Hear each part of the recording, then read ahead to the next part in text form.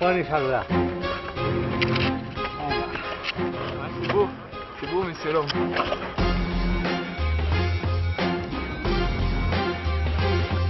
Puta mare.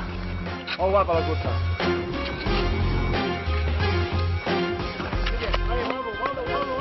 Muy bien. Guapísima la carrera. Joder, qué canal, macho. Aquí estoy. Estamos. Vamos viendo va.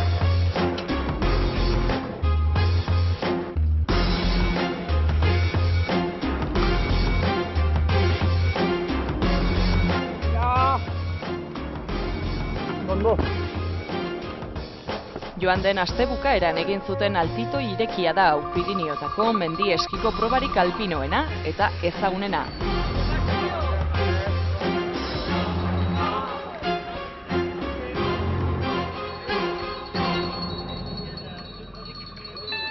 Goizaldeko 6ak dira eta oraindik 3 ordu falta dira proba hasteko. Gaua da eta parte hartzaile asko lo daude. Hala ere martxan da altito irekia. Turmaleten oinarrian lagun talde bat eskiak eta foka azalak prestatzen ari da.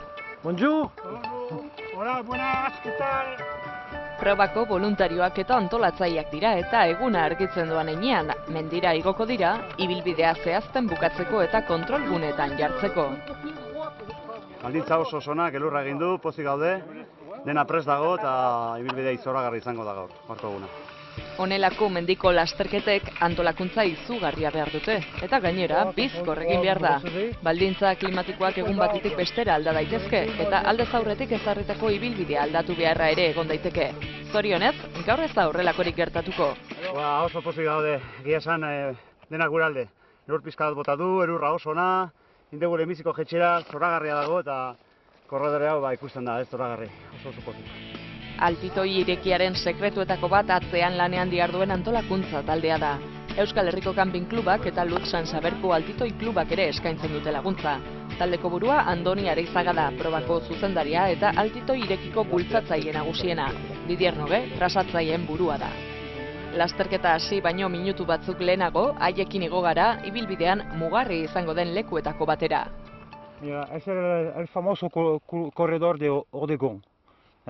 Han impresionado los trazadores de la Piramenta. Es un corredor muy empinado que hace casi 300 metros de altura. Este corredor y la arista que sigue es el paso clave de la carrera.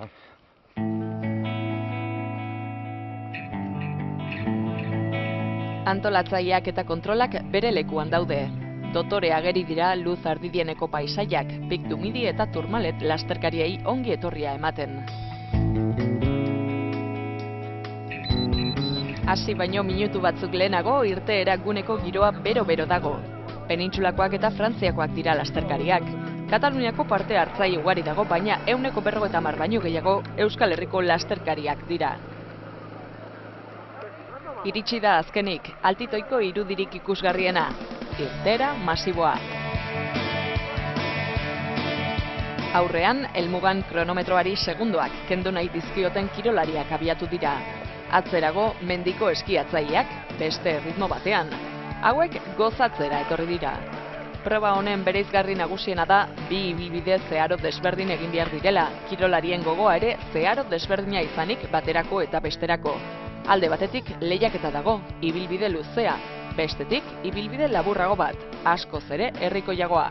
Bai, hau da ezberdina. Hemen ez da espresarik, gozatzen dozu gehiago. Asunto txarrena hemen normalean eguraldia izaten da, edo aldatxa.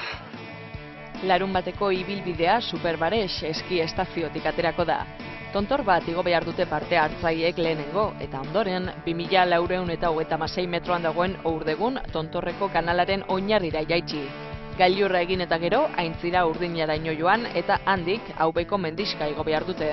Eta indarrak eratuz gero, onset tontorra egin behar dute, azkenik pisten oinarrian amaitzeko.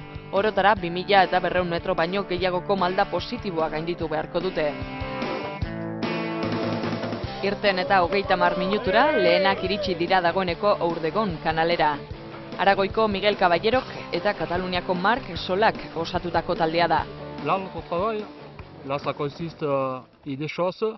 On leur fait mettre les skis sur le sac, les crampons aux pieds, les deux longes, les crampons aux chaussures, les deux longes sorties pour attaquer le couloir ici, le couloir d'Ordego. Atzetik Andorrako talde batoakie, Joan Albos eta Joan Bilana.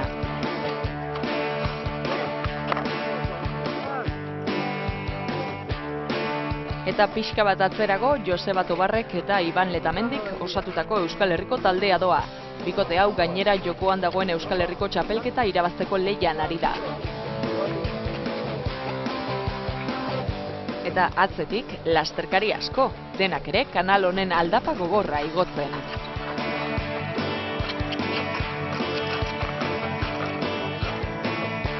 Muy bonita la prueba. Y mirad qué día más bonito nos está haciendo. Estamos disfrutando un montón. Disfrutando. Jendetzaren artean emakumezkoen aurreneko taldea ikusi dugu. Izaskun Zubizarreta eta Maribel Martin dira. Oso ondo, baina bero iten du, Baina oso eguraldi ona, elurra ikaragarri ona, eta momentu zibilbide oso polita. Aurten muga jarri da parte hartzean. 500 parte hartzaiera guztira, hau da 250 bikote. Horregatik da altitoi hain zuzen ere Pirinioetako lasterketa jendetsuena. Hauxe da gainera proba honetako bertuterik handiena, parte hartze altua, giro ona eta bete-betean alpinoa izatea. 3 osagai horiek Europako erreferente bihurtu dute altitoiko irekia, eta horren isla Pierramenta bezalako proba emblematikoak dira.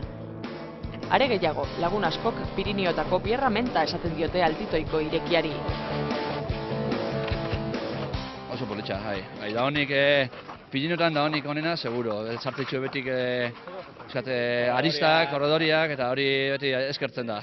Eta hemen da hon karreraiko onena, eta gero eta hobia itxen dabil gainera. Nire dut urte batzutan izango dara punterua. A veure, no fa molts anys que es fa, però si no és una clàssica ho serà d'aquí poc i de veritat que és un dels recorreguts que més busquem els corredors, tipus així 100% muntanya i tècnics, i res, vull dir, aconsello a la gent que vingui perquè és una cursa que d'aquí uns anys serà mítica segur. Igoera kanala ikusgarria bada, are ikusgarriagoa da ondoren datorren ertza, Ordegun. 2436 metroan dagoen tontorrean bukatzen da ertza. Tamalez, hemendik aurrera, lainoak desitxuratu egingo du apur bat ibilbidea.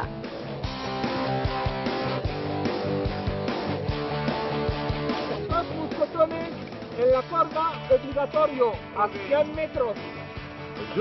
Bonjour. Ertzeko tarte zailenetan soka bat jarri dute antolatzaileek eta lasterkariek baga eta mosketoiak erabili dituzte finkatzeko.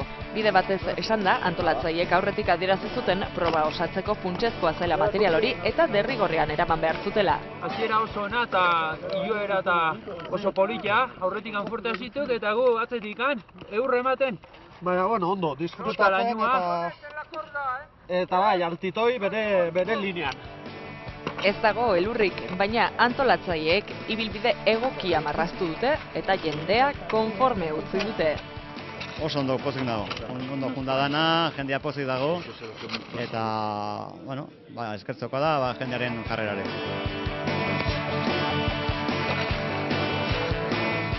Azken tartea, Midi Bigor tontorreko behatokitik jaisten den pala hau da. 2 ordu, 30 minutu eta 57 segundoko denborarekin, Caballerok eta Solak irabazi dute larunbateko proba.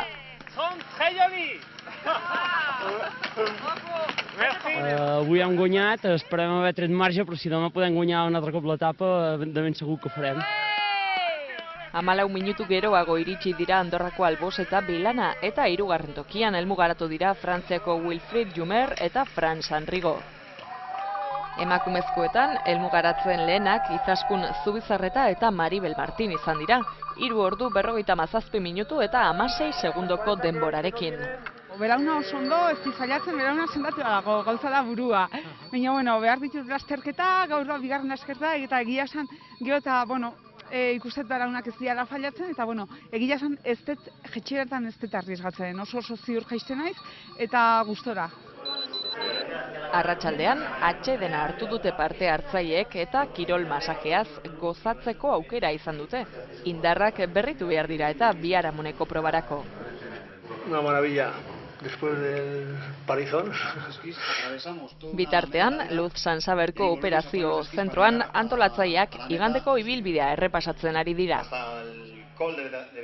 Biharko, elurra pixkat botako du, baina, egualdi oso ona ez dukiko, baina txarrik ez.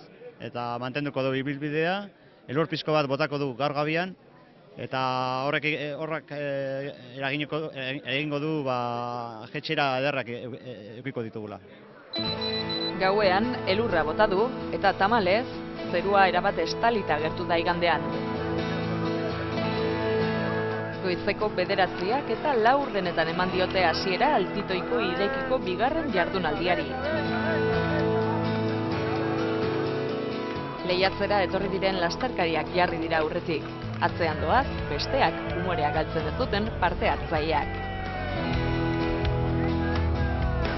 Pues la prueba ha sido preciosa. Lo que más nos ha gustado ha sido el couloir. Íbamos a atacar, la verdad que estábamos preparándonos para atacar allí. Pero en ese momento los primeros han hecho 2 giros, yo me he deslizado un poco, tenía un fallo técnico y ya nos han sacado un minuto y desde ahí ya hemos perdido comba. Hemos perdido ya la comba y ha sido imposible cogerlo. Lainoa sartu da eta ibilbidea ez da ondo ikusten. Arriskutsu bilakatu da. Arazo honen aurrean antolatzaileek ibilbidea moztu dute. Beraz, irten eta ordu bat eta 24 minutura helmugaratu dira aurreneko lasterkariak. Kaballerok eta solak irabazi dute berriz ere, eta argi erakutsi dute sasoi ezin hobean daudela, Italian otsailaren 12tik 20 bitartean egin behar duten munduko txapelketari begira. Ya nos encontramos bastante compenetrados los dos, hemos ido la verdad que muy bien los dos en toda la carrera, no nos ha hecho casi falta decirnos nada y la verdad que muy contentos, sí.